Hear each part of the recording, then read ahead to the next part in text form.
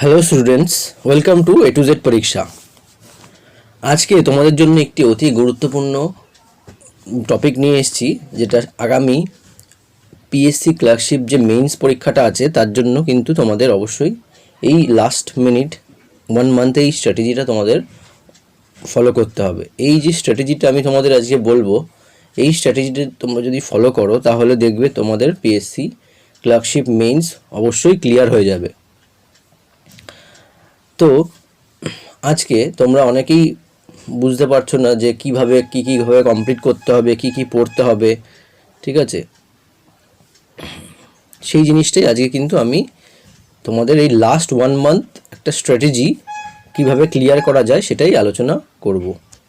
আর ভিডিওটা যদি ভালো লেগে থাকে তাহলে তোমরা অবশ্যই কিন্তু লাইক, শেয়ার ও সাবস্ক্রাইব অবশ্যই করো, ঠিক আছে? আর চেষ্টা করবে যে এই যে তোমাদের এই স্ট্র্যাটেজিটা যে আমি করেছি, এই স্ট্র্যাটেজিটা তোমরা যদি ফলো করো তাহলে কিন্তু সাকসেস অবশ্যই আসবে। চলো তাহলে আজকে দেখে নেওয়া যাক last 1 month strategy for PSC clerkship exam. দেখো, তোমরা প্রথমে ভালো করে জেনেছো আগে সিলেবাসটা কী, তাও আমি তোমাদের আরেকবার করে বলে দিচ্ছি যে সিলেবাসটা কী। দেখো, তোমাদের এখানে কিন্তু খুবই কম সময়ে 1 ঘন্টা টাইম কিন্তু 6টা রাইটিং লিখতে হবে, ঠিক আছে? এবার দেখো তোমাদের প্রথমে সিলেবাস কি রয়েছে। দেখো বেঙ্গলিতে কি রয়েছে, ফার্স্ট তোমাদের কি করতে হবে, একটা প্রতিবেদন লিখতে হবে, ঠিক আছে? তারপরে কি লিখতে হবে, একটা প্রতিবেদন, প্রথমেই প্রতিবেদন, দেন হচ্ছে সারাংশ লিখতে হবে,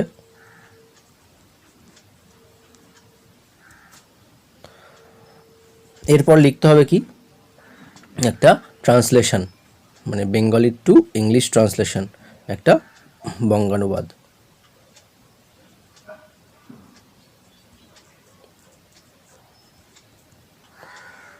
ঠিক আছে? এই কটা কিন্তু তোমাদের ফলো করতে হবে। এখানে যেমন বেঙ্গলিতে তোমাদের ফার্স্টে প্রতিবেদন থাকছে, সারাংশ থাকছে আর বঙ্গানুবাদ থাকছে, ঠিক আছে? এই যে বঙ্গানুবাদ এখানে কিন্তু মানে তোমাদের বেঙ্গলিতে দেওয়া থাকবে, ইংলিশে কিন্তু ট্রান্সলেশন করতে হবে, ইংলিশে সেটা করতে হবে। ঠিক সিমিলার ওয়েতে দেখো ইংলিশেও কিন্তু সেম, এখানেও প্রতিবেদন রিপোর্ট রাইটিং থাকছে, ঠিক আছে? প্রেসি রাইটিং থাকছে, আর হচ্ছে কি ট্রান্সলেশন থাকছে, মানে যেটা তোমায় বাংলায় কনভার্ট করতে হবে, ঠিক আছে? এই হলো তোমাদের সিলেবাস, ঠিক আছে? এইবার দেখো এই 6টা রাইটিং কিন্তু তোমাদের এখানে যেমন ইংলিশটা বেঙ্গলিটা সেম ওয়েতে ইংলিশটাও তাই, হ্যাঁ? এইবার দেখো যে এই এতগুলো রাইটিং তোমাকে কিন্তু ঠিক টাইমে কিন্তু কমপ্লিট করতে হবে। সেইটাই আমরা দেখব, যে তোমরা আশা করি এখন সবাই জানো যে কী রাইটিং করতে হবে, কী করতে হবে, ঠিক আছে? তাহলে চলো আজকে দেখি। Next, time duration of the exam. দেখো টাইম কতটা থাকবে, এবার তোমরা ভালো করে বোঝো ব্যাপারটা, যে কি বলেছে টাইম দেখো 1 hour 60 minutes থাকছে, তাই তো? টোটাল কিন্তু কত থাকছে, 60 minutes। তার মানে তোমাদের বেঙ্গলির জন্য 30 ধরে রাখো, আর হচ্ছে ইংলিশের জন্য 30, ঠিক আছে? এইবার দেখো কিন্তু এই যে টাইম 30 minutes করে যে টাইম, এটা কিন্তু তুমি কিন্তু পুরো কিন্তু পাবে না, ঠিক আছে? এক্স্যাক্ট কতটা তুমি টাইম পাবে, দেখো এক্স্যাক্ট তুমি টাইম পাবে, সিগনেচার্স অ্যান্ড আদার ওয়ার্কও করতে হয় তোমাদেরকে, তোমরা জানো পিএসসি ওই গোল গোল ঘরগুলো পূরণ করতে হবে, নাম রোল নাম্বার লিখে, ঠিক আছে? সাইন করা দিয়ে শুরু করে তুমি 60 মিনিটসের মধ্যে থেকে 10 মিনিটস মাইনাস করে রাখো। এই 10 মিনিটস দিয়ে কিন্তু এই সমস্ত ফর্মালিটিস পূরণ করতে করতেই কেটে যাবে, তার জন্য তুমি ম্যাক্স পাবে 50 মিনিটস, ওকে? এবার দেখো এই 50 মিনিটসের মধ্যে তুমি তাহলে এই কভার আপ করতে হবে কোনগুলো, এই 6টা রাইটিং, 6 রাইটিংস কিন্তু তোমাকে কভার আপ করতে হবে। এবার কোনোটা কিন্তু ছেড়ে আসলে চলবে না, এটা তোমায় অবশ্যই মাথায় রাখতে হবে যে কোনো রাইটিং কিন্তু তুমি ছেড়ে আসতে পারবে না, ঠিক আছে? দেখো বলছে কি, এরপরে যেটা নিয়ে আলোচনা করব সেটা কি, দেখো তুমি কতটা time will get how much time to complete the exam, কতটা টাইম তুমি পাচ্ছ এটা আমি বললাম, যে এক্সক্লুডিং এক্সট্রা ওয়ার্ক কত পাচ্ছ, 50 মিনিটস কিন্তু টাইম তুমি পাচ্ছ, 50 minutes max, 50 to 48 minutes time তুমি ধরে রাখো, এটা তুমি কিন্তু পাবে লেখার জন্য। 6 রাইটিংস, 6টা রাইটিং লেখার জন্য তুমি কিন্তু এই টাইমটা ম্যাক্সিমাম পাবে, ঠিক আছে। নেক্সট দেখো প্রসেস কি, রাইটিংয়ের যে প্রসেস হবে সেইটা তুমি কোন প্রসেস ফলো করে সুন্দর ওয়েতে লিখতে পারবে, এইটা নিয়ে কিন্তু আজকে আলোচনা করব। দেখো ভালো করে কিন্তু এই জায়গাটা তোমরা দেখো যে কিভাবে তোমরা রাইটিংটা কম্প্যাক্ট ওয়েতে লিখে আসবে, কোনো কিছু স্কিপ না করে।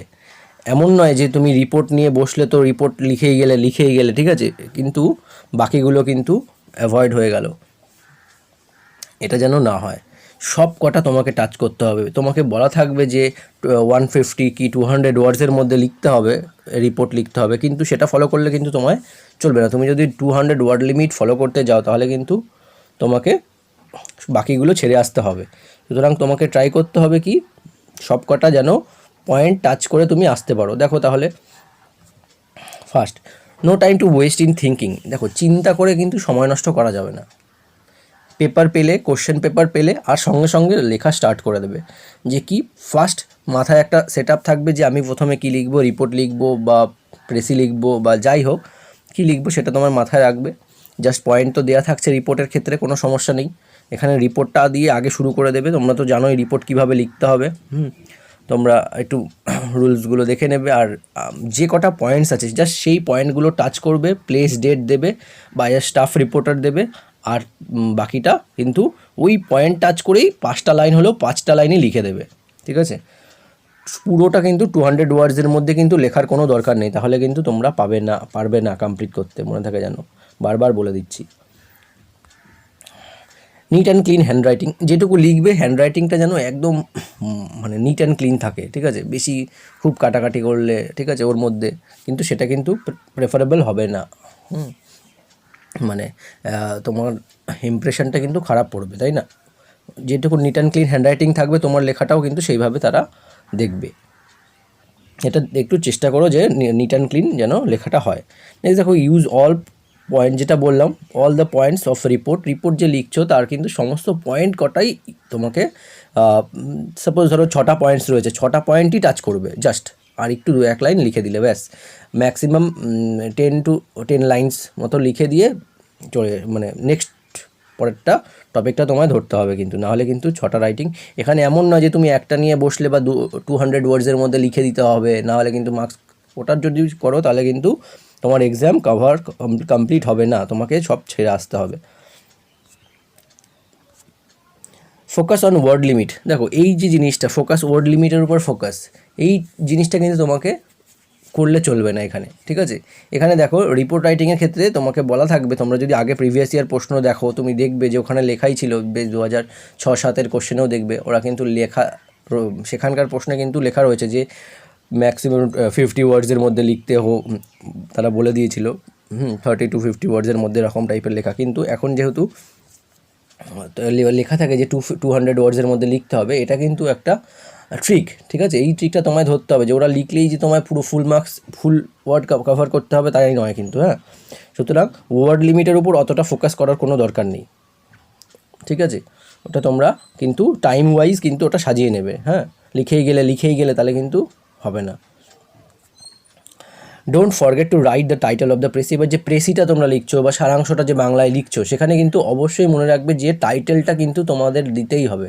টাইটেল ছাড়া কিন্তু কোনো রকম রাইটিং, মানে প্রেসি রাইটিং বা সারাংশ রাইটিং সম্ভব নয়, ঠিক আছে। টাইটেলটা কিন্তু মাস্ট, আগে টাইটেল কিন্তু দিতেই হবে। আমি তো তোমাদের প্রেসি কীভাবে করতে হবে সেটা কিন্তু আমি তোমাদের শিখিয়েও দিয়েছি যে প্রেসি কীভাবে লিখতে হবে, ঠিক আছে। সেম ওয়েতে সারাংশটা তোমরা যখন বাংলায় লিখবে সেম ওই একই জিনিস ওইগুলো মাথায় রাখবে, ঠিক আছে। সারাংশটাও করে ফেলতে পারবে ইজিলি। টাইটেলটা কিন্তু must. Remember that you have to write 6 writing, তাই তো তোমাকে কিন্তু 6টা রাইটিং লিখতে হচ্ছে, এটা কিন্তু মনে রাখতে হবে যে খুব কম সময়ের মধ্যে 6টা রাইটিং তোমাকে কমপ্লিট করতেই হবে।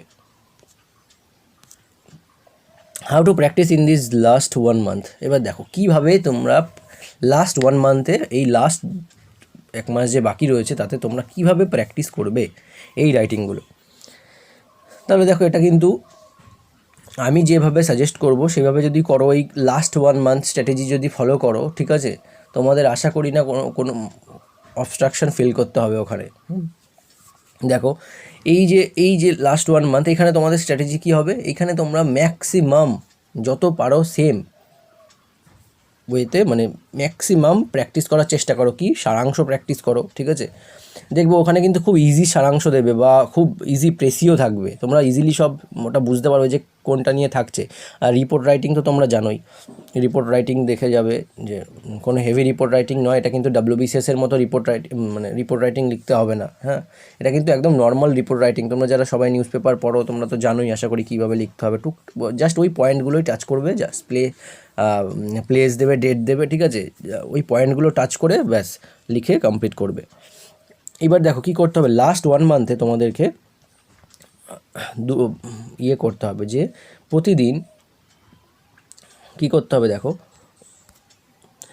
এনি 3 রাইটিং লিখতে হবে। প্রতিদিন কী করতে হবে, যে কোনো 3টে করে রাইটিং লেখো, ঠিক আছে, যত ম্যাক্সিমাম যত লিখতে পারো, যত টাইম দিতে পারো তত ভালো। হ্যাঁ, তাও আমি বলবো যে মিনিমাম এফোর্ট কি 3টে করে রাইটিং পার ডে লেখো, হ্যাঁ, আর তো বেশি সময় নেই, 1 মাস বাকি। আচ্ছা, এখানে কিন্তু 3টে করে রাইটিং লেখো, একটা হয় প্রেসি লিখতে পারো, একটা প্রেসি লিখতে বেশিক্ষণ সময়ও লাগে না, ওটা জাস্ট পড়তে সময় লাগবে একটু, ব্যাস, তারপরে তো তোমাদের লেখা। আর ওই লেখাটা জাস্ট ওই বুকগুলো আমি বলে দিচ্ছি, সেই বুক থেকেই কিন্তু তোমরা ফলো করে যাও, দেখো তোমাদের ইজিলি কভার হয়ে যাবে রাইটিংগুলো, ঠিক আছে। 3টে রাইটিং, অ্যাটলিস্ট 3টে রাইটিং লিখতেই হবে per day. 1 day in a week give an exam of previous year question in time। দেখো এবার একটা প্রিভিয়াস ইয়ার কোশ্চেন নাও, নিয়ে ওই সেম কোশ্চেনটাকে একটা এক্সাম দিয়ে দেখো যে তোমাদের কতটা কভার করতে পারছো। দেখো যে কভার হচ্ছে কি না ওই টাইমের মধ্যে। এবার চেষ্টা করো ওই টাইমের মধ্যেই দেওয়ার। জানি পরিবেশটা, বাড়িতে পরিবেশটা তোমরা সেরকম পাবে না, কিন্তু চেষ্টা করো যে সেরকম করে পরিবেশটা তৈরি করে রাখার। একা একা একটা 1 ঘন্টা টাইম দাও পুরো একদম, মানে 50 মিনিটস টাইম রাখো হাতে। ওই এবার দেখো লেখাটা তোমাদের প্র্যাকটিসটা হয়ে গেল, এবার তোমরা ওই পরিবেশের মধ্যে তোমরা নিজেরা একটা ভালো করে লিখে প্র্যাকটিস করে নিলে যে এক্সামটা দিয়ে নিলে কীভাবে করলে ভালো হবে, ঠিক আছে। তোমরা নিজেরা ওটা অ্যানালাইসিস করো, করে এবার দেখো নিজেদের ইমপ্রুভমেন্টটা কত হচ্ছে এই 1 মাসের মধ্যে, ঠিক আছে। এবার দেখো see your capability to complete all the 6 writings in time. এবার কি বললাম, এইমাত্র বললাম যে এই যে তোমরা 6টা রাইটিং লিখলে, প্র্যাকটিস করলে, ঠিক আছে, এর তোমাদের ক্যাপাবিলিটি কতটা রয়েছে। এবার তোমরা 2-3টে প্র্যাকটিস করার পরে, 2-3বার প্র্যাকটিস করার পরে তোমরা একটা বুঝতে পারবে যে তুমি কতটা কভার করতে পারছো কি পারছো না, ঠিক আছে। সুতরাং তোমরা এই জিনিসটা দেখো এবং ট্রাই করো ম্যাক্সিমাম 50 মিনিটসের মধ্যে কভার করার। এবার দেখো সবথেকে ইম্পর্টেন্ট যে টপিক সেটা বলবো, সেটা কি, হাউ টু প্র্যাকটিস প্রেসি। যে এটা তোমাদের জন্য একটা স্পেশাল ভিডিও বানিয়ে রেখেছি, কীভাবে প্রেসি লিখতে হবে। অনেকে যাদের সমস্যা আছে প্রেসি বানাতে তারা একটু দেখে নিও। ঠিক তেমন বাংলা সারাংশের ক্ষেত্রেও অনেকটাই ওরকমই প্রযোজ্য, তোমরা বাংলা সারাংশ পড়ে কিন্তু ঠিক সেম ওয়েতে করার চেষ্টা করতে পারো, ঠিক আছে। প্রেসিটা দেখে নিও, তোমাদের খুবই লাভ হবে। এবার দেখো বুক লিস্ট। এবার যে এবার যে ইম্পর্টেন্ট সব থেকে বিষয়, যে কোন বুক থেকে প্র্যাকটিস করলে তোমাদের কাজ হবে। দেখো তোমরা একটা পিকে দে সরকার করবে, পিকে দে সরকার,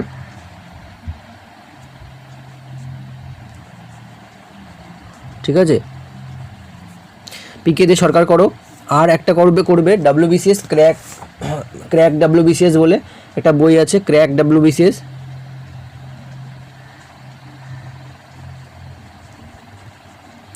এই যে ক্র্যাক WBCS বইটা আছে, এই বইটা থেকে দেখবে তোমরা বাংলা আর প্রেসি পাবে, প্রেসি বলো, তোমাদের ইংলিশে সব কিছুই পাবে, মোটামুটি ডেসক্রিপটিভ রাইটিংয়ে যা আছে সব পেয়ে যাবে তো তোমাদের। এই জন্য এবার কারোর যদি মনে হয় যে রিপোর্ট রাইটিংয়ে সমস্যা, রিপোর্ট রাইটিংয়ে কী করবো, তোমরা ওই দেখবে 9-10-এর পি কোনারের একটা বই পাওয়া যায়, ঠিক আছে, এর মধ্যে সমস্ত রিপোর্ট রাইটিং, অনেক রকম রাইটিংগুলো লেখা রয়েছে। ওই প্যাটার্নেই ফলো করবে তোমরা, ওইটুকু জাস্ট ওই রাইটিংগুলো ফলো করো। পিকনারের একটা বই পাওয়া যায়, দেখবে খুবই সামান্য দাম, পারলে কিনে নিও। একটু রিপোর্ট রাইটিংগুলো দেখে নিও, যাদের রিপোর্ট লিখতে সমস্যা আছে সেটা কিন্তু তাদের চাপ থাকবে না, ঠিক আছে। পিকে দে সরকার থেকে ট্রান্সলেশন, পিকে দে সরকার থেকে কিন্তু অবশ্যই ট্রান্সলেশন, প্রেসি এগুলো প্র্যাকটিস করবে, কারণ আগেরবার কিন্তু পুরো হুবহু এখান থেকে এই বই থেকেই পুরো কপি পেস্ট করে দিয়েছিল PSC। এই বইটা আগে ফার্স্ট তোমরা এই বইটা ভালো করে করো, ঠিক আছে, দেন এই বইটা করো, এই বইটাতে যাও। আজকে তাহলে এই পর্যন্ত, আবার নেক্সট ভিডিওতে দেখা হচ্ছে। কোনো প্রবলেম থাকলে আমাকে কিন্তু অবশ্যই কমেন্ট করতে ভুলো না। আর ভিডিওটা অবশ্যই লাইক করো এবং সাবস্ক্রাইব করো, বন্ধুদের মধ্যে শেয়ারও করে দিও।